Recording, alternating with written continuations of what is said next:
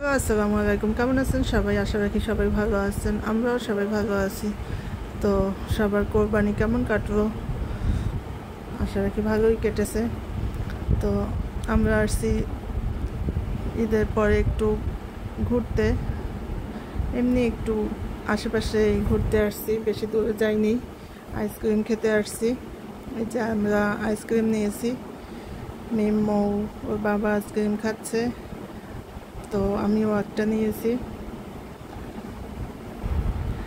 তো যখন আমরা আইসক্রিম খেতে ঢুকেছি তখন ভালোই গরম ছিল। গরমে ভাবছিলাম একটু আইসক্রিম খেতে যাই। তো আইসক্রিম খেয়ে যখন বের হয়েছি তখন প্রচুর বৃষ্টি হচ্ছিল।